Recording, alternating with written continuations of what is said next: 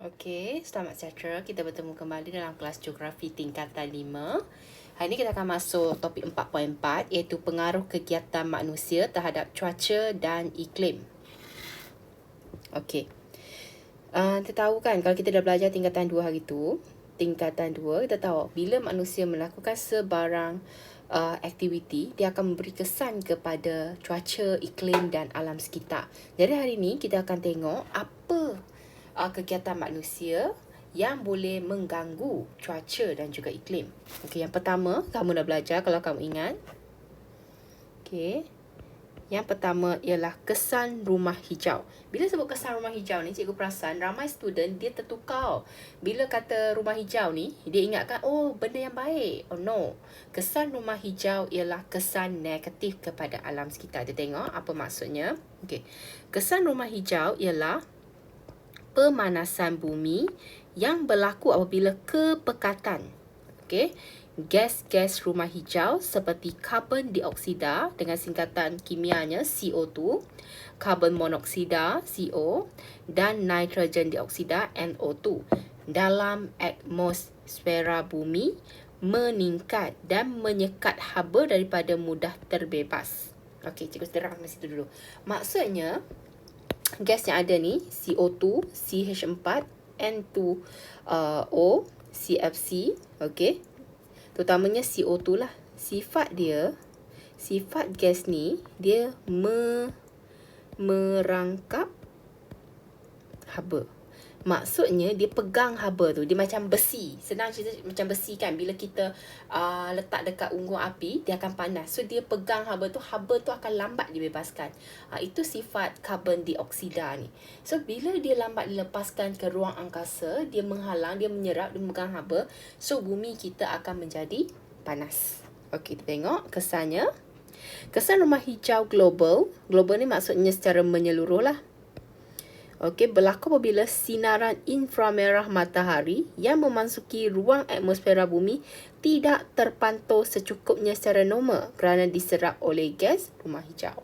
Maksudnya cahaya matahari yang masuk ni, okey, dia masuk, dia tak dapat dipantaukan dengan kuantiti yang betul, imbangan yang betul sebab ada gas-gas rumah hijau yang dah menyerap, dia pegang haba tu.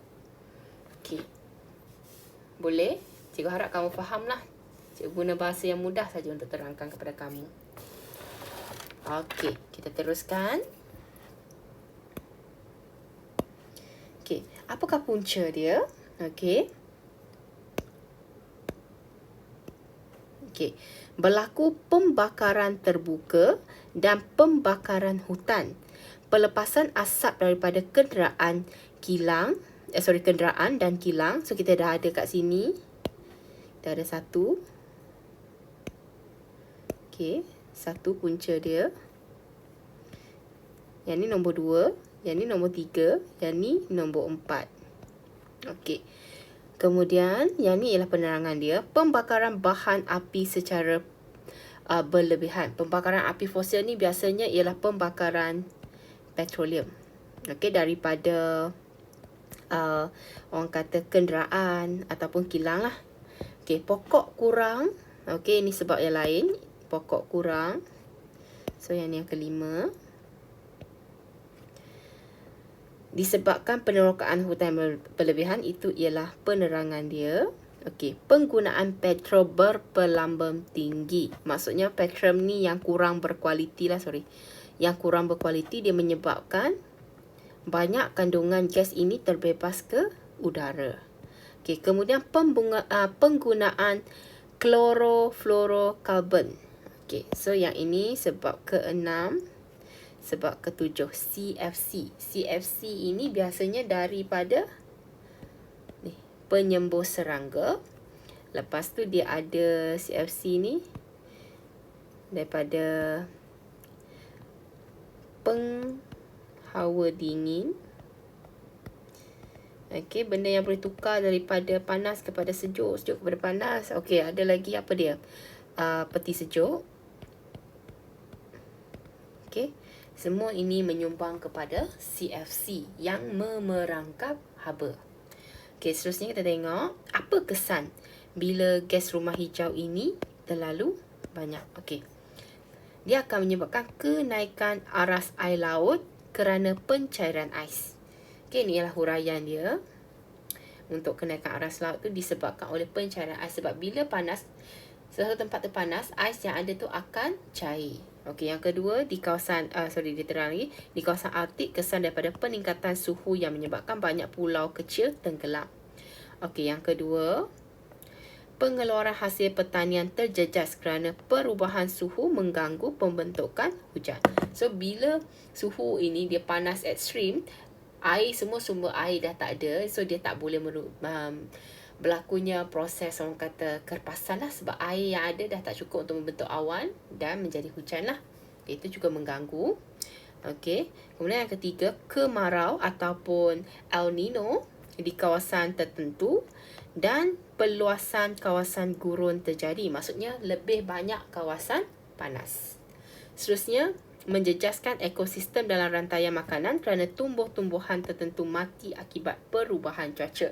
Sebab kita tahu ada tumbuh-tumbuhan kita tanam kan, kita bawa daripada mana? Contoh cikgu bawa pokok tu daripada Kelantan. Kat Kelantan hidup elok. Tapi bila sampai ke Bidor, pokok tu tak boleh hidup. Sebab cuaca di Kelantan yang cikgu tanam tu mungkin sesuai sebab dia redup. Tapi di Bidor bila kita panas, kita mengalami panas yang betul-betul panas.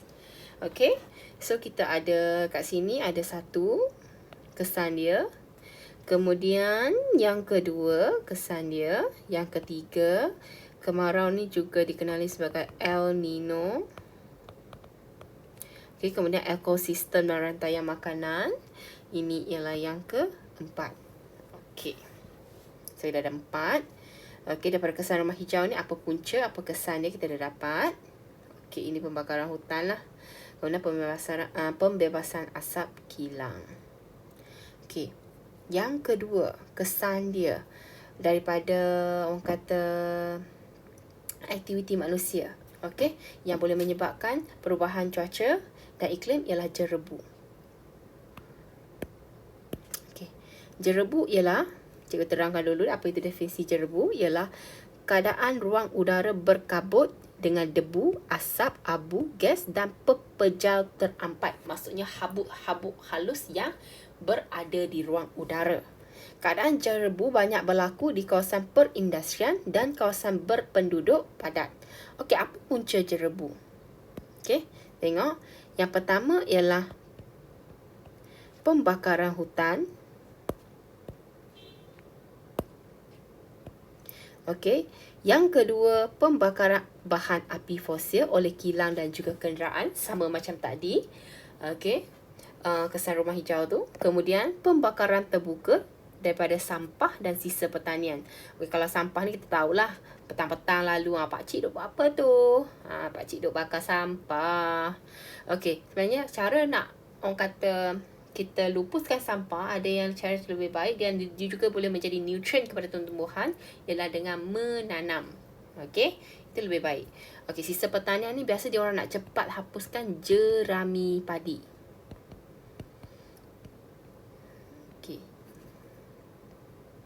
Jerami padi ni, so dia orang bakar.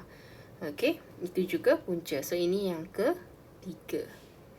So 3 dan yang keempat ialah pembakaran sisa pertanian. Kita boleh jadikan 4 punca di situ. Okey, kesannya. Apa kesan bila jerebu? Kalau kamu masih ingat sekolah kita kena tutup, betul tak? Bila jerebu berlaku. Okey, so yang pertama dia akan menjejaskan aktiviti harian. Okey. Cikgu suka sangat bulat dan pula sekarang tak tahu apa masalah ni. Okey. Yang pertama, aktiviti harian kita jejas. Contohnya, kita nak keluar main bola sepak petang-petang. Tak boleh sebab keadaan cuaca yang terlalu kotor. Bila kita bernafas tu, dia akan mengganggu pernafasan kita lah.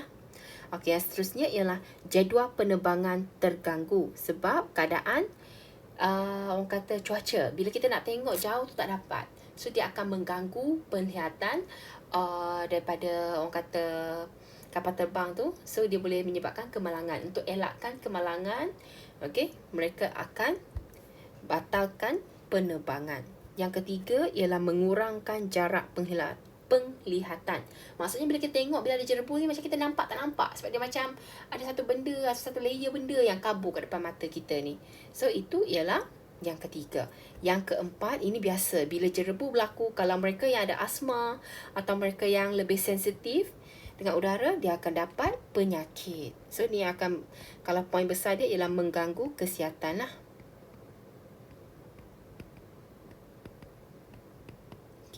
Mengganggu kesihatan manusia. So, antaranya ialah sakit mata, sakit tekak, batuk dan sesak nafas lah. Seterusnya, yang keempat, yang ni. Yang kelima ialah kegiatan ekonomi. Dia mengganggu kegiatan ekonomi seperti pelancongan. Biasanya rebu ni orang takkan keluar nak melancong, nak hirup udara segar dari mana kalau kata satu kawasan tu dah dicemari oleh asap dan partikel-partikel terampai. Okey, so biasa dia akan mengganggu aktiviti pelancongan. Okey, ini selesai. Kita dah ada 2. Satu, kesan rumah hijau. Yang kedua, jerebu. Yang ketiga, pulau haba. Pulau haba bukan tiba-tiba jumpa satu pulau, pulau tu panas. No. Pulau haba, apa definisi dia? Ialah keadaan suhu di kawasan pusat bandar adalah lebih tinggi daripada kawasan sekitar. Okay, ni gambar ni cikgu rasa kamu familiar sebab kamu dah biasa tengok masa tingkatan 2. Maksudnya, kawasan ni lebih panas berbanding kawasan sekitar. Boleh tengoklah suhu dia. Okey, kita tengok. Apa punca dia? Yang pertama, ialah banyak bangunan konkrit yang boleh menyerap dan menyimpan haba yang berlebihan. Okey, kalau kamu tengok, bangunan konkrit, rumah kita kan daripada konkrit juga, betul tak? Iaitu batu, simen. Kalau kata dinding tu menghadap matahari waktu tengah hari, cuba kamu tidur dalam bilik tu, tutup pintu, buka kipas, tapi kamu pegang dinding tu, kipas yang berpusing tu, semua akan rasa haba panas. Sebab dinding kita menyerap haba panas tu, dia lambat bebaskan. Berbanding kamu duduk rumah kayu.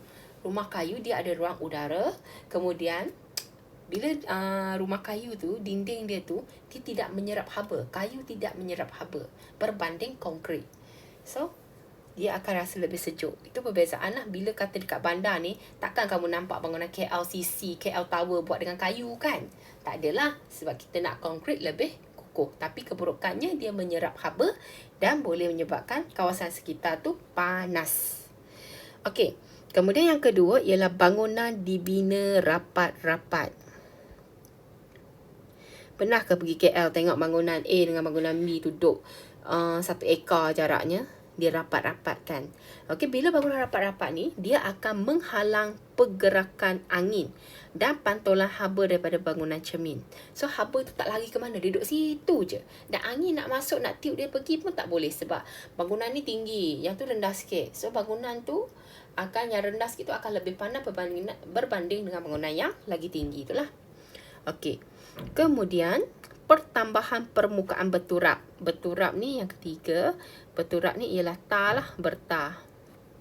Pernahkah pergi KL guna jalan tanah merah tu? Tak ada kan, sebab KL ialah bandaraya yang kata terkenal. So, fasiliti dia pun lebih baik, infrastruktur dia pun lebih baik. So, semua jalan dia bertar. Bila bertar, dia menyerap haba. Okey. Kalau tak percaya, cubalah pukul 12 tengah hari. Jangan pakai kasut. Lari dekat tata. Tengok melecet ke tak kaki kamu. Okey. Seterusnya ialah kekurangan kawasan hijau. Kawasan hijau ni bukannya bangunan hijau, bangunan cat hijau tu. No. Okey. Kawasan hijau ni kita merujuk kepada kawasan yang dipenuhi dengan pokok-pokok. Menyebabkan kadar respirasi berkurangan. Maksudnya bila respirasi berlaku ataupun proses fotosintesis yang berlaku tu, dia menyerap karbon dioksida, dia membebaskan oksigen. So dia akan mengurangkan karbon dioksida yang memerangkap haba. So kawasan tu akan lebih sejuk. So bila benda pokok ni tak ada, proses ni tak berlaku, maka kawasan tu akan kekal panas lah. Okey, seterusnya yang kelima ialah pelepasan asap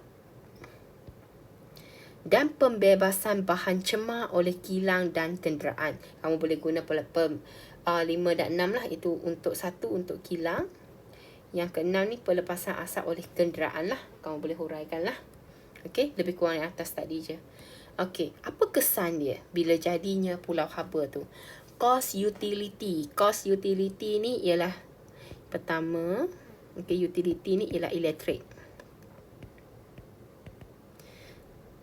ataupun air. Meningkat kerana peningkatan pengguna tenaga untuk menyejukkan ruang. Ini lebih kepada elektrik lah. Okey, sebab bila kata panas ni, rumah ada aircon, confirm pasang aircon, tak tahan panas kan. Okey, so bila kita pasang kawasan tu panas, aircon tu dia nak menyejukkan satu tempat tu, dia akan menggunakan lebih banyak tenaga. Itu yang menyebabkan cost utility kita meningkat. Padahal kamu akan cakap, saya pasang aircon hari-hari, tiba-tiba bulan ni kenapa? Ayah marah sebab bil melambung. Okey, itu sebabnya bila kawasan tu menjadi lebih panas, kita pasang aircon walaupun kita kata kita set, kita takkan set suhu 26, 25 kan. Bila panas kita akan set suhu 20 ataupun ada yang lebih advance set 16. Okey, air tu mungkin disebabkan panas mandi, rumah tak ada aircon, mandi je lah. So air pun meningkat lah, kos penggunaan air. Seterusnya, penduduk menjadi tidak selesa. Biasalah bila panas kita tak selesa. Okey, keselesaan penduduk terganggu lah kerana panas dia berpeluh. Okey, yang ni kedua. Kemudian yang ketiga, menjejaskan kesihatan penduduk bandar. Okey, biasanya suhu yang terlalu panas ni juga boleh menyebabkan stroke haba ataupun kesannya dehidrasi, badan kita kehabisan air. Okey, kalau kita tak minum air yang secukupnya, ia boleh membawa maut lah. So kena peka lah bila panas tu, kena minum air. Minum air yang air kosong, bukan air manis. Minum air manis bila badan kita dapat, okey, dia nak kena tapis lagi dekat bawah pinggang tu sebagainya, nak buang benda yang orang kata tak elok, insulin lagi nak bekerja. So itu yang menyebabkan kurang berkesan lah, seeloknya minum air kosong. Kemudian peningkatan suhu di kawasan bandar lah, biasalah yang ni. Okey, kamu pergi KL, kamu kalau orang kampung yang biasa duduk kampung, bila pergi KL duduk rumah flat ataupun duduk rumah teres, dia memang tak boleh duduk sebab suhu dia lebih tinggi. Okey, ini yang ketiga. Seterusnya, yang keempat ialah hujan asid. Okey, hujan asid. Apa itu maksud hujan asid? Hujan asid jadi apabila gas-gas oksida seperti nitrogen oksida, sulfur oksida dan karbon monoksida yang dibebaskan oleh sektor perindustrian dan kenderaan bermotor bercampur. Poin dekat sini, bercampur dengan wap air dalam udara. Tindak balas gas-gas oksida dengan wap air tersebut membentuk asid nitrik, sejenis asid lemah lah, dan juga asid sulfurik lemah. Wap air yang bercampur dengan gas-gas oksida ini turun ke bumi sebagai hujan asid. Orang dulu mandi air hujan, minum air hujan tak ada masalah. Tapi orang sekarang bila minum air hujan ataupun mandi air hujan, demam. Puncanya ni lah kandungan yang ada ni, kandungan asid lemah. Kita tengok apakah punca dia. Okey, penggunaan bahan api fosil arang batu sebagai bahan bakar untuk jana kuasa tenaga elektrik. Okey, maksudnya di sini, okey, bahan api arang batu ni biasanya kita guna dekat kilang lah, sebab kos dia lebih murah berbanding petroleum. So bila dia guna untuk jana kuasa tenaga elektrik, dia nak untuk hasilkan tenaga elektrik, okey, dia akan menyebabkan pembebasan gas-gas oksida tadi. Okey, yang kedua, pembebasan asap kenderaan bermotor seperti gas karbon monoksida di kawasan bandar turut mempengaruhi kejadian hujan asid. Okey, yang ketiga ialah penggunaan baja kimia dalam sektor pertanian membebaskan gas nitrogen oksida. Okey, seterusnya yang keempat ialah pelepasan asap daripada aktiviti pembakaran terbuka yang membebaskan asap gas karbon dioksida dan gas metana. Okey, ini 4 punca dia kenapa berlaku hujan asid. Okey, sebelum cikgu nak masuk kesan, tengok dulu hujan asid macam mana. Okey, hujan asid ni seperti yang dia cerita tadi, asap-asap daripada ni dia bercampur dengan wap-wap air yang naik ke atas ni dan dia membentuk awan. Bila awan ni dia sampai satu tahap iaitu takap tepu. Takap tepu dia 0 darjah Celsius, dia akan turunkan hujan. Kalau kurang daripada 0 darjah Celsius, dia boleh menurunkan salji ataupun hujan batu lah. Okey, so ini kesan dia yang pertama. Struktur bangunan dan kenderaan berasaskan besi akan berkarat serta melunturkan cat apabila terdedah kepada hujan asid. Okey, dia bukannya sekali kena hujan asid terus berkarat. No, dia mengambil masa sebab kita tahu tadi dia kata kat sini ialah asid lemah. Okey. Sebab tu selang berapa tahun kereta pun bawa pergi bengkel cat. Selang berapa tahun rumah pun cat. Okey. Kemudian yang kedua, aktiviti pertanian terjejas kerana tanah berasid apabila air hujan meresap ke dalam tanah. Yang kedua. Yang ketiga, golongan berisiko seperti warga tua mudah terdedah kepada penyakit kulit, gangguan pernafasan dan penyakit mata lah. Kalau kita perasankan, penyakit enzima dalam kalangan bayi ni semakin meningkat. Ini berkait dengan udara kita dan juga kualiti air yang terganggu akibat daripada hujan asid lah. Bila dia orang kata berlaku dalam jangka masa yang panjang. Okey. Kemudian yang keempat ialah pencemaran air yang cikgu sebut tadi kan. Menyebabkan pH air berubah dan menjejaskan hidupan akuatik. Hidupan akuatik ni ialah ikan, ketam, sotong. Okey, macam-macam lagi lah. So, dia akan menjejaskan hidupan akuatik ni lah bila pH air tu berubah. Okey. So, kita secara tak langsung, cikgu dah terangkan semua kesan dia. Kita dah habis bab 4. Okey, bab 4. Jadi, cikgu harap kamu faham bab 4 ni. Dan untuk tugasan geografi tingkatan 5 dedikasi yang akan mengambil SPM 2021, cikgu harap bilangan yang menghantar tugasan tu bukannya tinggal satu angka je sekarang, yang segan-segan je nak hantar mesej kat cikgu kan. Cikgu mana pernah marah orang. Okey, kalau nak tanya kerja tu cikgu akan jawab je. So tak faham tanya. Yang tak faham tak nak tanya. Lepas tu buat-buat pandai. Tak tahulah cikgu nak cakap apa kan. So cikgu hope the best je lah. Okay, sebab ada yang dah belajar geografi dengan cikgu daripada Form 1 sampai sekarang Form 5. So, cikgu rasa kamu jelas macam mana cikgu ajar kamu.